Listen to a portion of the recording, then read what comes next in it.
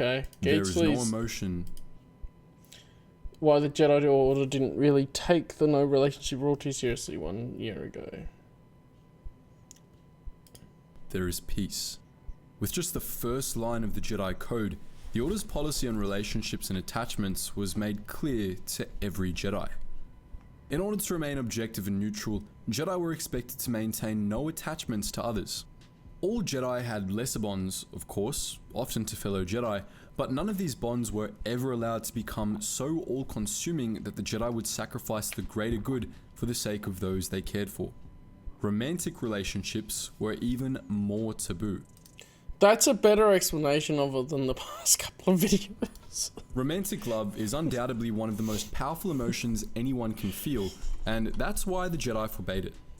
Jedi were forbidden from entering romantic relationships, as the strong emotions involved were seen as a path straight to the dark side, as Anakin Skywalker could attest. Many Jedi did their best to follow the code and live by their principles. Some others simply didn't give a flying frack. Today, we'll be talking about the Jedi that said sod it and went on to find themselves some lovin'. Unsurprisingly, this rarely ended well. Yeah. And it's all you need. It's a simple concept. Not letting emotions to influence your thinking, like you have to clear your mind and make a judgment decision properly, is a simple concept. Attention, Sergeant on deck! Hard to implement, but a simple concept. As with all the Jedi we'll be talking about today, our first rebellious lover boy was a very special little soldier. Nija Halcyon was a human male Jedi born on the Republic world of Corellia.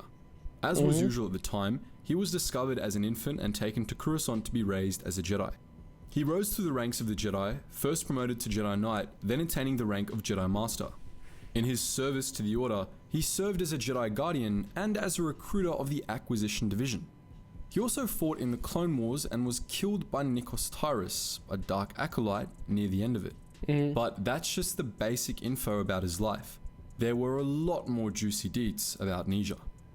Firstly, he demonstrated his special snowflake status early by wielding a silver lightsaber, which was a very unusual color. He earned himself the rather epic nickname of Spicewood, given to him by his friend, the Kamasi Jedi Lenik Itkla, who remembered him fondly in his Memnai, a type of strong memory projection the Kamasi experienced. Also, let us reiterate that Nija was from Corellia. The Corellian Jedi Enclave was often surrounded by controversy due to their patriotism. Other Jedi often accused them of remaining loyal to Corellia rather than caring about protecting the galaxy as a whole. So Nija Halcyon, I was just checking. He's in Jedi Trial, which would be where a lot of stuff came in. He was first mentioned in Rogue Squadron, by the way, because it connects him with Corran Horn, obviously. But there's not a lot of... There's a short story in Star Wars Insider 66, and then a couple of HoloNet News articles, but not a lot else before his death. So there we go. This reputation wasn't helped by the fact that they usually remained planet-side and dealt with Corellian issues primarily. Although they reaffirmed their loyalty to the Order, this controversy definitely played a role in Nija's tumultuous relationship with the Order and his people during the war. Yeah, you don't see the Green Jedi visually ever, apart from SWTOR, which is thousands of years before when Nija would have been... No, Kilwatt's got the rings around it. Their shipyards are rings. There'd be similar technological things, but the architecture, if you want to pull a Thrawn, is quite different to Kilwatt. Kilwatt isn't a planet in SWTOR either. Peace Drivel put it in during the war. Also, role in Nija's tumultuous relationship with the Order and his people during the war. Also, he was married. Yep, Nija took all of that. There is no emotion, there is peace drivel. They have ruling noble families that are involved in the shipbuilding business, and they tend to have the most power on the planet. Actually. I guess they're just more overt about it than America. put it in a neat little box, and married a Corellian woman named Skerahorn. They had a child together whom they named Valin, and mostly lived peacefully on Corellia. Nietzsche did his best to hide his family from the Order, but he suspected Master Yoda always knew about his transgressions. After Nietzsche was killed during the war, in an effort to keep her child hidden from the Empire, Skera made the 1000 IQ play of marrying her late husband's best friend and adopting his surname. Excellent decision making all round, but it doesn't come close to our next contender's messed up love life. We've already talked about Jolee Bindo on this channel. Good old This crazy Jolee. boomer Jedi lived during the time of the Great Sith War and survived to fight alongside Revan in the Jedi Civil War. But today, we won't go into detail about his crazy escapades during and after his time as a Jedi warrior. Instead, we'll be focusing on his sexcapades. Back when he was still a Padawan, Bindo was the poster child for teen rebellion. When the Eucrates system was in crisis, cut off from receiving food and supplies by their own king, Bindo took it upon himself to help them. So, as any calm and balanced Jedi would, he stole a ship and played Galactic Robin Hood by stealing from the rich, bypassing the blockade, and bringing supplies to the people in need on Eucrates. This image of Jolee is in the Knights of the Old Republic series, by the way, so it connects into KOTOR, obviously. Self to help them. So, as any calm and balanced Jedi would, he stole a ship and played Galactic Robin Hood by stealing from the rich, bypassing the blockade, and bringing supplies to the people in need on Eucrates. In a love story better than Twilight, Bindo's ship was eventually shot down by one of the tyrannical king's Eucrates enforcers. Yes, he is extremely based. When we play, I'll continue KOTOR on stream, and you'll see Jolee. Nyama. The enforcer captured and imprisoned Bindo. While he was her captive, she had to foil 3 separate escape attempts. Bindo must have been as persistent at wooing her as he was at escaping, however, because it wasn't long before he'd won her heart. The two unlikely lovers escaped Eucrates together and were married against the Jedi Code. To complicate matters more, Nyama was force sensitive herself, and Bindo took on her training despite being only a Padawan himself, making for some unlikely Padawan on Padawan action. There's honestly a bit too much to unpack there, even for us. Not all was sunshine and rainbows for long though. During the war with Exar Kun, Nyama was seduced by Kun's teachings and fell to the dark side. To be fair, she tried to convert Bindo as well, but he rejected the empty promises of Exar Kun. Their quarrel culminated in an epic lightsaber duel, which Nyama lost. Bindo, however, couldn't bring himself to kill her, so he let her go. She would go on to kill many of his Jedi brethren before finally being killed, which weighed heavily on Bindo's conscience for the rest of his life. From enemies Revan novel, by the way, mentions him, and I think that's where they talk about that. to lovers to enemies, these Jedi's love lives were a true tragedy. Where? Hang on.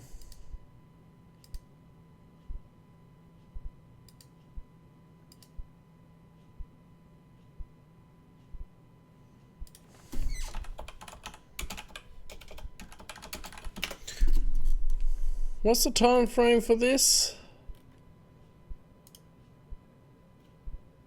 Yeah, she was mentioned in Knights of the Old Republic. No, I have to check my timeline. Cause isn't Exar Kun dead by the time that they would be alive? Question mark. And yes, I still use this. Oh, rack off. I know Jolee is older by the time of KOTOR, but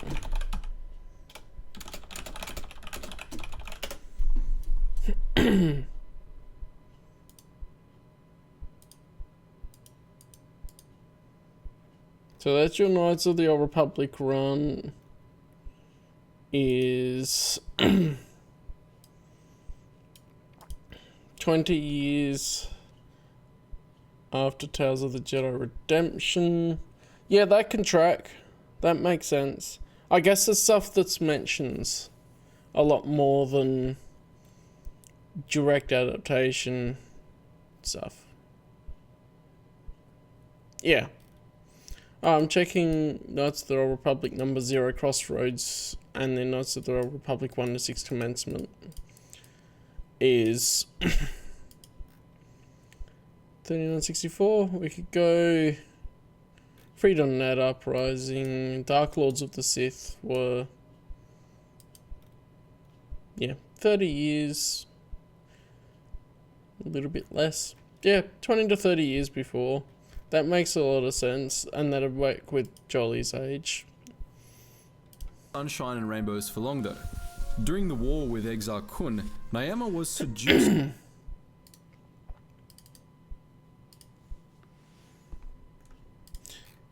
I'm not a dates guy as much, so I keep having to double check.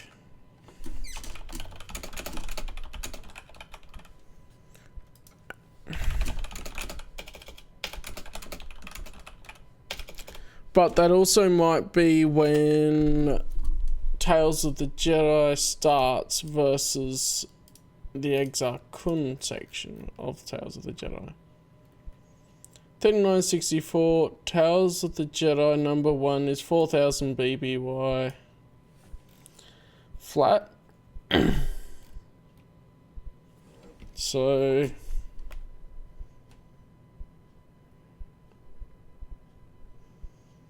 I'm double checking numbers. 36 years. Yeah, okay. I don't remember where I said a century.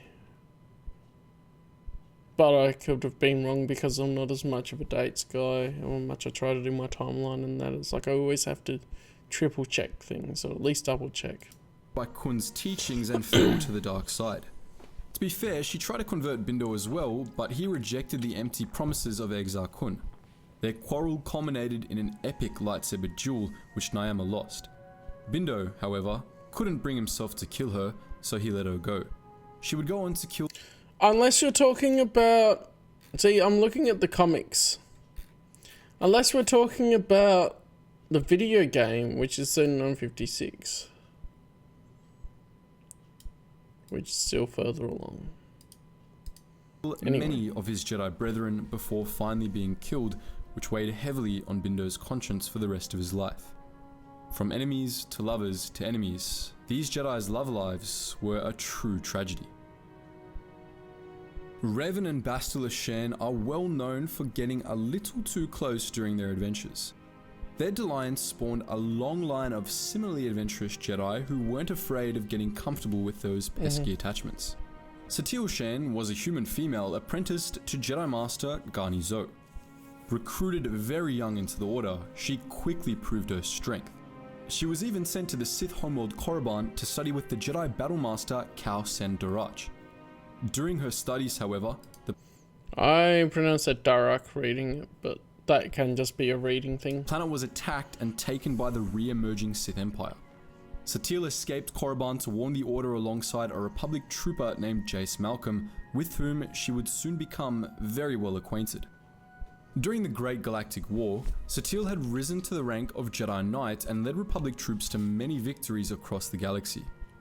Despite the Order's policies on relationships, she grew closer and closer to Malcolm, close enough to rush to his and his team's rescue on Alderaan when the Empire invaded the core world. She was instrumental in winning the Battle of Alderaan, as she and Malcolm took down Darth Malgus and turned the tide in the Republic's favor. During their time together, He wasn't in the middle, bro. That was just the two of them. There's no middle. on Alderaan, the two began an illicit love affair that lasted 6 months before Satele dumped him, too afraid of Malcolm's darker side. Even though she broke their affair off, she somehow neglected to let her former lover know she was pregnant with his child. Wishing to avoid a huge scandal, Satele's old teacher, Master Zoh, took her right away to a remote location for the duration of her pregnancy so she could give birth in secret. The moment her son, Theron, was born, she left the babe with Zoh and took to the battlefield once more. The child was raised by the Jedi, but when it was determined that he wasn't Force sensitive, he was released to civilians. There is another example. But from the previous videos of when the baby wasn't Force sensitive, released back to be a civilian. Released to civilians. After the war, Satele was appointed as the Jedi Order's Grand Master. Jace Malcolm eventually became the Supreme Commander of the Republic's army, and Theron Shan became a leading SIS agent. The three had no contact with one another until the events surrounding Revan's return brought them together, and Malcolm learned that he had a son he'd never known about. The three's interactions were uncomfortable, to say the least. An emotionally constipated mother, a gruff father who struggled to show affection, and a son with enough mummy issues to give Freud a run for his money. Does family therapy exist in the Star Wars universe? We certainly hope so. Finally, a video on secret Jedi relationships wouldn't be complete without mentioning two fan-favorite Jedi no one would have ever expected to be romantically involved. A long time ago in a galaxy far, far away, we talked about Kit Fisto and Aayla Secura's secret friendship. Yeah, the movie just doesn't really show it. The two Jedi were stationed on Kamino 10 months after the start of the Clone Wars. Their goal was to protect the cloning facilities from Separatist attack, and they arrived just in time. A traitor among the Kaminoans cultivated a deadly nanovirus that was killing the clone troopers. It didn't take the Jedi long to weed out the traitor, who made his escape toward the outer landing pads pursued by the Jedi. During the battle that ensued, Sakura was yeeted off the edge of the landing platform into the depths of the ocean below to a certain watery death. She would have definitely drowned had Kit Fisto not dived in right after her. Thanks to his Nautolan biology, he could breathe and speak underwater. In what we would consider the ultimate Alpha Chad move, he pulled Sakura into a passionate kiss and told her, "Let me breathe for you." Oh yeah, this panel. You can't even claim they were platonic friends just doing it because they had to. If you look at the way they're clutching at each other and mashing their faces together, this was definitely more than just the kiss of his life. After they returned to the surface and dispatched the traitor, Sakura coyly thanked Fisto for saving her life, to which he responded that it had been his pleasure with a 1,000-word smirk. Look at the way they're smirking at one another. And there you have it. 4 times that Jedi gave into their emotions and let themselves find love amid the eyes of war.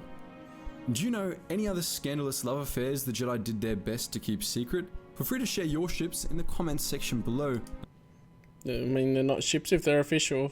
I think we had this discussion on the Discord. Technically, by the Merriam-Webster definition of a ship in that way, if they're official in the story, then they're not a ship. And as always, guys, thank you so much for watching, and I hope to see you in the next video. I mean, I think of stuff like Etain to Makan and Darman and stuff like that, but then they weren't particularly secret. Is that like the Titanic? Oh, well, maybe it's like the Wild Card. It's an official ship. Yeah, that was a better one. That's right.